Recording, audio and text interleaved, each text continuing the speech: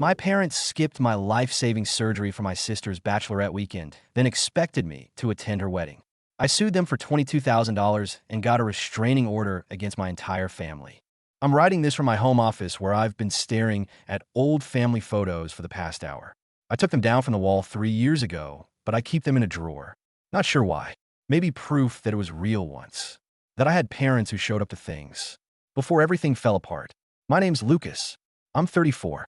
And this is about the day my family chose a bachelorette party over my spinal surgery. Let me back up so you understand the dynamic here, because this didn't start with the surgery. It started way before that. When I was 17, I got accepted to State University with a partial scholarship. Not a full ride, but enough to make college affordable without destroying my parents financially. They threw a dinner to celebrate. Steaks on a grill, the good wine, relatives invited. Halfway through, my sister Savannah announced she'd made the varsity cheer squad. She was 14. Suddenly, the dinner became about her. Mom spent the rest of the night talking about uniform costs and competition schedules. Dad asked if I could maybe defer a year so they could focus on Savannah's activities without splitting their attention. I didn't defer. Took out loans instead. $23,000 in student loans by the time I graduated. Nobody noticed. While I was 23, I landed my first real job after graduation. Decent salary, benefits, actual career path.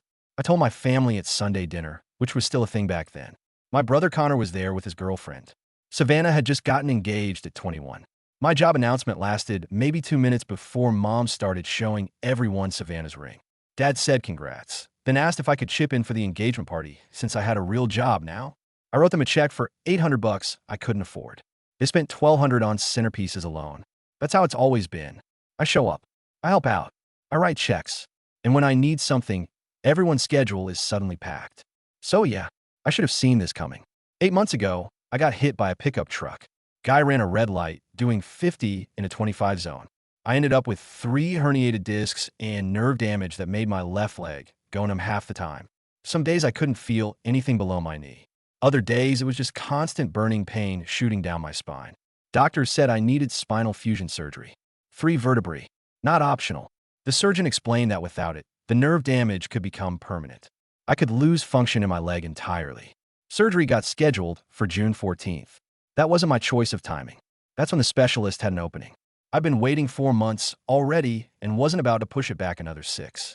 My girlfriend Haley took time off from her nursing job to help with recovery. Her brother Drew, who's a lawyer, offered to help with any paperwork while I was out. Her family circled the wagons immediately. I told my own family about the surgery the day I scheduled it. February, at Sunday dinner. Mom said all the right things. How scary surgery must be. How she'd be there. How we'd get through it together. Dad nodded along. Savannah acted concerned for about 30 seconds before pivoting to talk about wedding planning. Connor at least asked which hospital. Everything seemed fine. Then, 3 weeks before my surgery, Savannah announced her bachelorette party. Destination weekend in Scottsdale. She'd been planning it for months, apparently. Just forgot to mention it. The dates? June 13th through 16th. Right over my surgery. When I pointed out the conflict, Savannah laughed. Like actually laughed. Just reschedule it. Your doctor has to have other openings. Savannah, it's spinal surgery. I've been waiting 4 months. The next slot is December. So wait till December. I already put down deposits. My friends took time off work. This is my bachelorette party. Mom jumped in before I could respond. She's right, honey. This is a once-in-a-lifetime celebration. I'm sure your doctor can work something out. I reminded them the surgery date wasn't flexible. The surgeon had a waiting list 6 months deep. If I gave up this slot, I'd be looking at December at the earliest. 6 more months of my back getting worse. 6 more months of nerve damage that might become permanent. Mom's response, well, that's unfortunate timing. That's when it clicked. They actually wanted me to postpone major surgery, so Savannah could have her party without any guilt. Haley heard the whole conversation from the kitchen. After they left, she just looked at me and said, your family's messed up. You know that, right? The next week, Mom called with her compromise. She'd found another surgeon in our insurance network. Guy had availability in August. She wanted me to switch doctors and push everything back 2 months. I check him out. Fresh out of residency.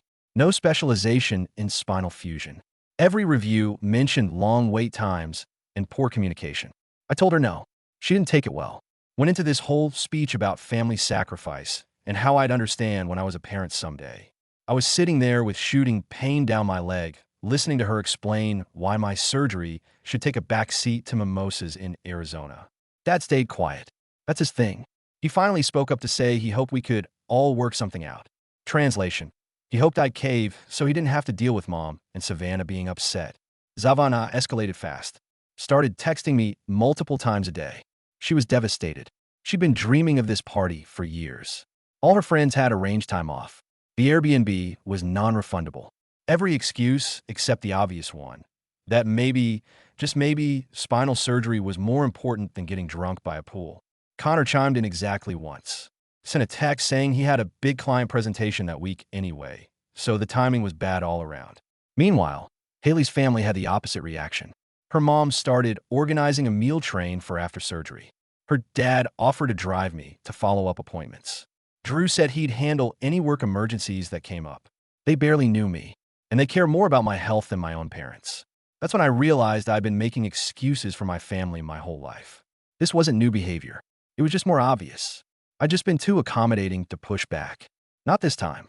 2 weeks before surgery, Mom showed up at my apartment unannounced. Brought one of those grocery store cakes with sorry written in icing. Said she wanted to clear the air. What she meant was she wanted one last shot at changing my mind. She sat at my kitchen table and pulled out her phone. Showed me Savannah's Pinterest board. Custom t-shirts, matching sunglasses, a planned photo shoot at some desert resort. Mom talked about how much time and money had gone into planning this. How disappointed everyone would be if Savannah wasn't at her happiest. That's when I remembered the $22,000. 3 years ago, my parents were drowning financially. Dad got laid off from his job. Mom's boutique was bleeding money. They were 2 months behind on their mortgage, looking at foreclosure. I just got a decent bonus from work. $22,000. I gave them all of it. We'll pay you back when things stabilize, they said. Things stabilized. Dad found work. Mom closed the boutique, but started pulling real estate commission. They refinanced the house, bought a new car, took Savannah to Europe for 2 weeks. Never mentioned paying me back. I let Mom finish her whole pitch about Savannah's party. Then I asked if she'd be at my surgery. She did this thing where she pressed her lips together and looked away. I have to think about it. Savannah's feelings matter too. I don't want to create tension. Right. So maybe now's a good time to talk about that $22,000 you borrowed. Her face went white. What the hell do you mean? You heard me. That was family helping family, you said. 3 years ago. You can't be serious about this now. Dead serious. You've had 3 years. Dad's working. You're pulling commission. Time to start paying it back. Seriously? Now. I can't believe you'd throw that in my face during a difficult time. That's not who I raised. Difficult time? Mom, my back's falling apart and you're planning a pool party in Arizona. If you can't show up for surgery, at least show up financially. Mom left without finishing her cake. Haley had been listening from the bedroom. She came out after Mom drove off. That was Cole, she said. No, Cole will be taking them to small claims court. This was me being nice. The text started that night. Savannah going off about how I was using money to manipulate the family. Mom sending paragraphs about betrayal and trust. Connor weighed in saying I was being petty. Dad sent exactly one message. Let's not make this about money. Too late. It was about money now. Also about respect, boundaries, and priorities. But mostly about them realizing I wasn't the pushover son anymore. Drew asked if I wanted him to draft a formal demand letter. He said $22,000 without a written agreement would be tough to collect, but a lawyer's letterhead sometimes got people motivated. I told him to hold off. I wanted to see how surgery day played out. Savannah posted a long Instagram story about family betrayal and people who keep score. Didn't name me directly, but the subtext was obvious. One of my cousins asked in the comments if this was about Savannah skipping something important. Savannah deleted it within 5 minutes. Mom called Haley directly. Big mistake. Haley's a nurse. She's seen real problems. She's held people's hands while they died. She doesn't have patience for manufactured drama. Haley answered on speaker. Hello, Mrs. Monroe. Haley, sweetheart. I'm hoping you can help me here. This situation with the surgery date is just so difficult for everyone. Maybe you could talk to Lucas about being more flexible. Flexible about spinal surgery. Well, yes. The family needs to compromise here. You'll understand when you're a mother someday. Haley cut her off. I understand right now that your son might have permanent nerve damage and you're choosing a party over his health. If you're not at that hospital, don't expect to be part of our lives going forward. The line went quiet. Then Mom started to respond, but Haley had already hung up. I'd never loved my girlfriend more than in that moment. With 1 week to go, I sent a group text to my parents and siblings. Kept it simple. Surgery's June 14th at 7 a.m. St. Vincent's Hospital. I'll be in recovery by noon. I let my family there, but I'm not begging. Connor responded first. Can't make it. Savannah didn't respond at all. Dad said he'd try. Mom sent 3 paragraphs about how hurt she was that I was weaponizing her love against her. Haley's family RSVP'd, yes, within 10 minutes. The night before surgery, I got a call from my Aunt Colleen. She's my mom's older sister and the only family member who regularly called out mom's nonsense. Tell me I'm hearing this wrong. Your mom's skipping your surgery for Savannah's party. You're hearing it right. Good grief. I shouldn't be surprised, but I am. You doing okay? Been better. Been worse. I'm coming. I'll leave Portland at 3 a.m. if I have to. Colleen, that's a 5-hour drive. Good thing I'm leaving early then. Your mom raised an idiot for a daughter, but she didn't raise me. I'll see you at St. Vincent's. That call meant more than she probably knew. I woke up at 4:30 on June 14th. Haley had already made coffee. Drew showed up at 5 to drive us to the hospital. The surgery center had a waiting room with awful vinyl chairs and outdated magazines. Haley's parents arrived at 6 with breakfast sandwiches nobody could eat. Aunt Colleen walked in at 6:30, holding a thermos of coffee and a crossword puzzle book. She hugged me hard enough to hurt my already damaged back. Said she wouldn't have missed this for anything. I asked if she'd talked to Mom. I did. She told me I was making a big deal out of nothing. So I stopped talking to her and drove down here. 7 a.m. came. The nurse called my name. I looked around the waiting room one last time. My parents weren't there. Savannah wasn't there. Connor wasn't there. But Haley was. Her family was. And Colleen was. That would have to be enough. The surgery took 6 hours. They had to fuse 3 vertebrae and clean up significant nerve damage. I came out of anesthesia around 2 p.m. feeling like I'd been hit by that truck all over again. First person I saw when I opened my eyes was Haley. She was holding my hand and crying a little. Said everything went well. The surgeon was pleased with how it went. Asked if anyone else showed up. She shook her head. I nodded and closed my eyes. Wasn't surprised. Still hurt though. Haley's family rotated through recovery. Her mom brought photos of their dog to cheer me up. Her dad asked the surgeon technical questions about the procedure. Drew handled discharge paperwork and prescription orders. Aunt Colleen stayed until visiting hours ended. Said she'd be back tomorrow. My phone had 20 text messages when I finally checked it. None from my immediate family. Most were from cousins and extended family who'd heard about the surgery. A few from work colleagues. One from my boss saying to take all the time I needed. Around 8 p.m., Savannah posted an Instagram story from Scottsdale. Her and her friends in matching pink outfits, holding cocktails by a pool. Caption said, best weekend ever with these queens. She'd hashtagged a hashtag Bachelorette, hashtag sisters, hashtag family first. Pretty ironic considering. Haley saw me looking at it, walked over, and took the phone out of my hand. Don't do that to yourself. She actually hashtagged family first. She's an idiot. You knew that before surgery. Still hurts. I know it does. But you need rest, not rage. Those don't mix right now. She put the phone in her purse. She was right, but the rage was there anyway. The next 2 days in the hospital blurred together. Pain meds made me nauseous.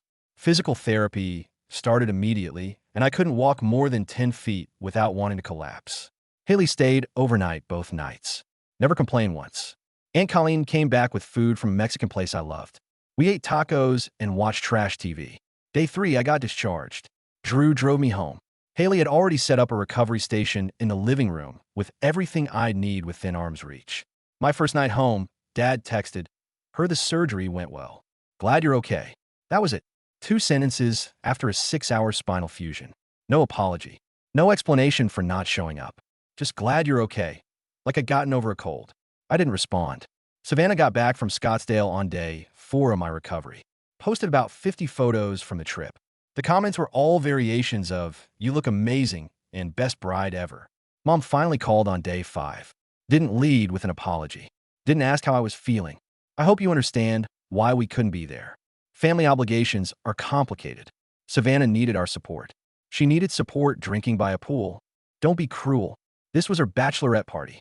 You're being incredibly selfish about this. Here's what's happening, Mom. That $22,000? I want a payment plan in writing by end of month. $500 a month. 44 months.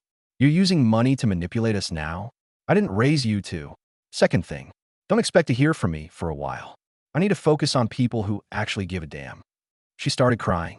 Said Savannah was her daughter too and deserved support. I said Savannah got plenty of support based on her 37 Instagram posts from Scottsdale. Then I hung up. Haley was proud. Said I handled it better than she would have. Drew asked again if I wanted him to draft that demand letter. You really think it'll work? No written agreement, just texts and verbal promises. The texts are solid. They acknowledge the debt multiple times. They promise to pay, make excuses for why they can't. That's evidence. And if they ignore the letter, we go to civil court. It'll be messy, but you'll win. This time I said yes. The letter went out the next week. Very official. Laid out the timeline of the loan, the lack of repayment, and a proposed payment schedule of $500 a month for 44 months. Drew CC'd me on it. I'd given them 3 years of flexibility. That flexibility was over. Mom called it blackmail. Dad called it unnecessary. Savannah called it proof I'd never cared about family. Connor said I was making everyone uncomfortable. None of them said they wouldn't pay. Interesting. Physical therapy continued 3 times a week. Progress was slow. Some days I could barely stand up straight. Other days the pain was manageable.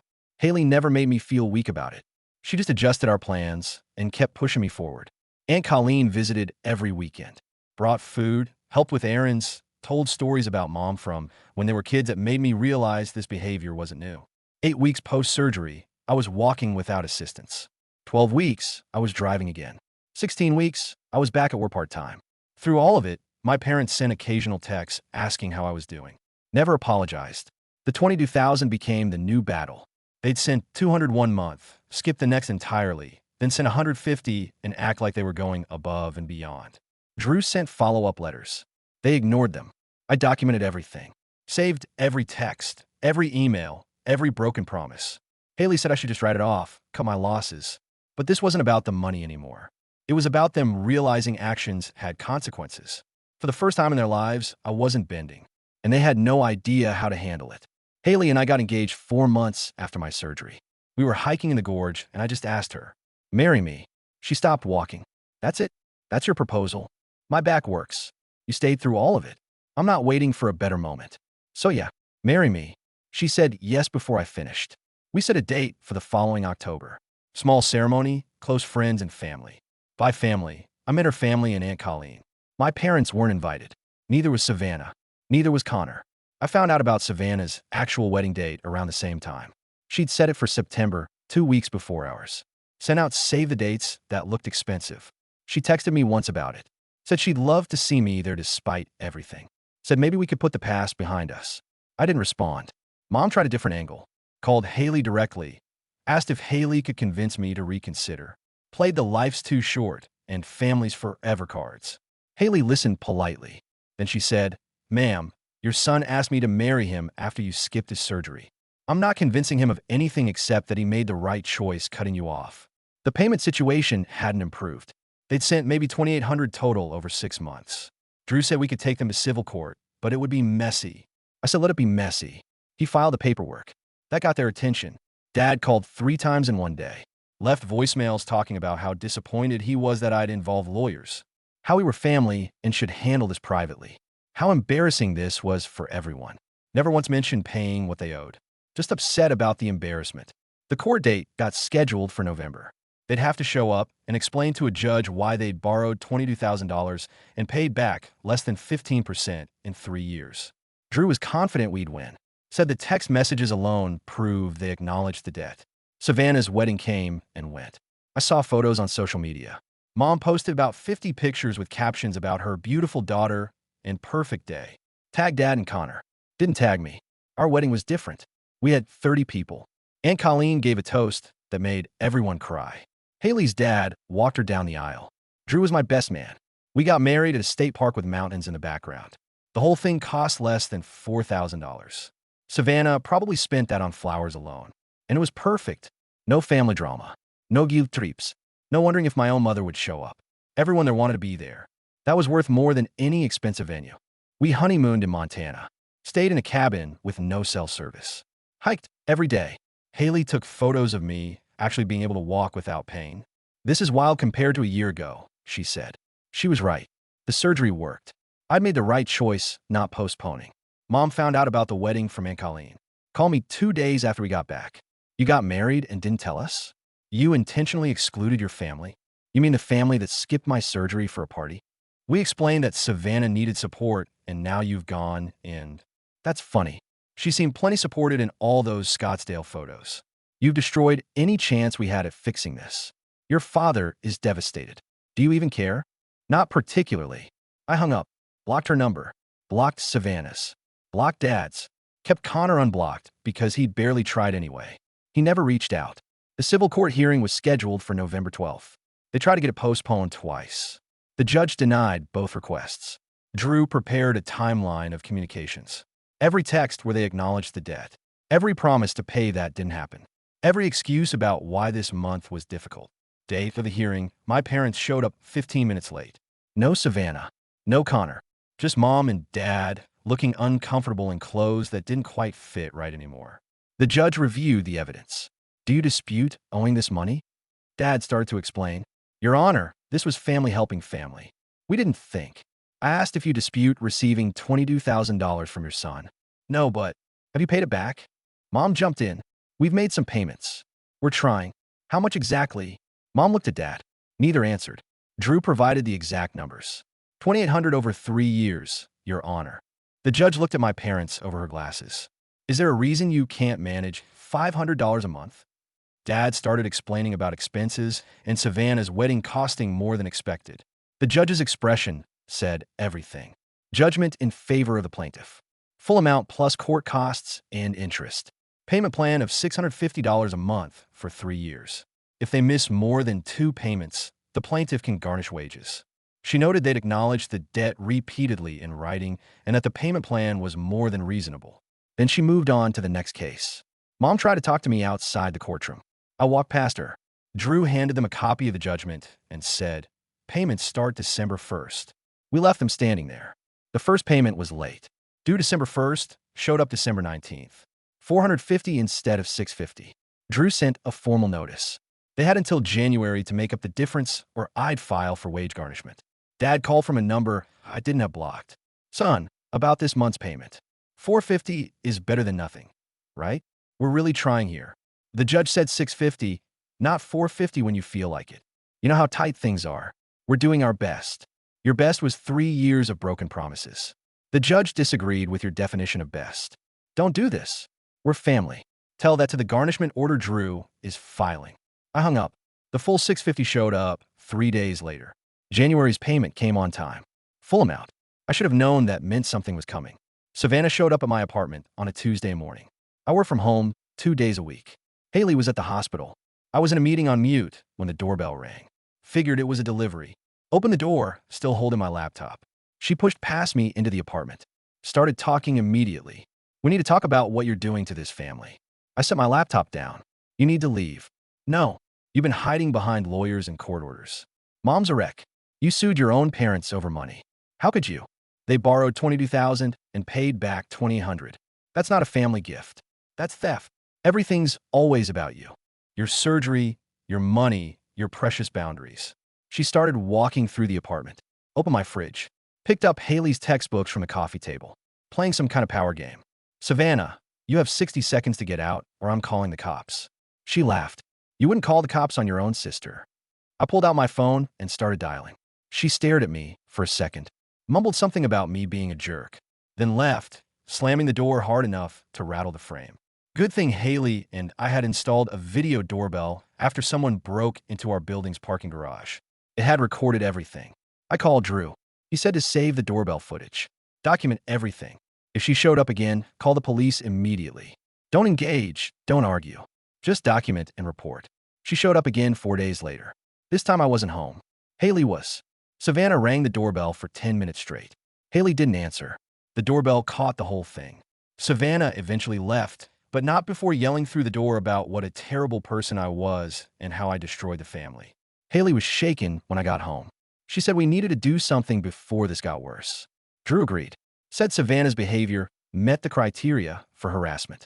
2 unwanted contacts, 1 forced entry, 1 extended disturbance. He could file for a restraining order. What about your parents? Haley asked. Your mom showed up at your work. Your dad won't stop calling. They're not as bad as Savannah. Not as bad isn't the same as acceptable. They're backing her up. Drew nodded. Haley's right. The pattern includes all three. We include them all, or the order looks incomplete. It'll make things ugly. They already made things ugly, Haley said. We're just making it stop. The restraining order application went in the next week. Included doorbell footage of Savannah's forced entry and harassment. Haley's statement. My own documentation. Drew added mom's workplace ambush where security had to escort her out. Dad's series of voicemails after I blocked them. The pattern was clear across all three. Mom found out before we even got the temporary order. She showed up at my work. I actually walked into my office building and demanded to see me. Security called me. I came down to find her in the lobby, crying, talking about how her children were destroying each other. Made a whole scene. Had to be escorted out. That went in the application too. The temporary restraining order came through. All three of them had to stay 500 feet away from me, Haley, our home, and my workplace. No contact whatsoever. Violation meant jail time. Connor called from his unblocked number. First time I'd heard from him in 8 months. You got a restraining order against mom and dad? That's extreme, man. Savannah forced her way into my apartment. Mom showed up at my workplace. Dad won't stop calling after I blocked him. That's harassment. They're just trying to fix things. You're destroying the family. I'm protecting my family. Haley and me. That's my family now. I hung up. He didn't call back. The permanent hearing got scheduled for March. Drew said my parents could contest it, but it wouldn't go well. The evidence was clear. Savannah hired a lawyer. Tried to argue she was just trying to have a conversation. Her lawyer pulled the doorbell footage in discovery. Saw Savannah push past me into the apartment. Saw her come back 4 days later and yell through the door for 10 minutes. The lawyer apparently told her she didn't have a case. She fired him and represented herself. Big mistake. The hearing was straightforward. Drew presented the evidence. Played the videos. Read Haley's statement. Showed documentation of mom's workplace incident. Presented dad's voicemails continuing contact after being told to stop. The judge looked at my parents and Savannah. Do you have anything to say? Dad tried to explain about family disagreements. The judge asked if family disagreements typically involved showing up at someone's workplace and home after being told to stop. Dad didn't have a good answer. Savannah said she just wanted to talk to her brother. The judge asked if she understood what the word no meant. 3-year restraining order. All of them. 500 feet minimum distance. No contact whatsoever. Violations will result in immediate arrest. Haley hugged me outside the courthouse. Said she was proud of me. That night, I slept better than I had in a year. Life got quiet after the restraining order. Weirdly quiet. The $650 payments continued, mostly on time. A couple late ones here and there, but nothing worth pursuing. Haley got pregnant 4 months after the hearing. We've been trying for a while. The timing felt right. We told her family immediately. They were thrilled. Her mom cried. Her dad started building crib.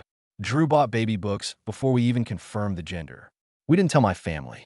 They found out through social media when Haley posted an ultrasound photo. Aunt Colleen called within an hour.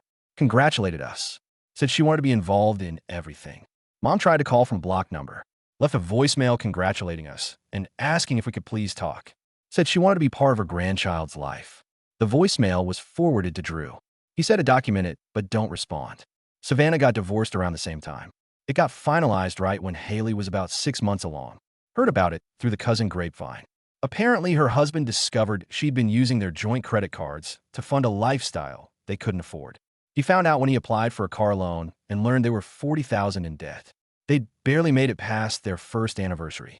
Mom blamed him, went on Facebook, and posted about how her daughter deserved better. The usual denial. But that wasn't my problem to fix. The pregnancy went smooth. Haley worked until she was 8 months along. Her family threw a baby shower. Aunt Colleen came and brought half of Portland with her. The baby came in September. Healthy girl. We named her Harper. Haley's parents were at the hospital within an hour.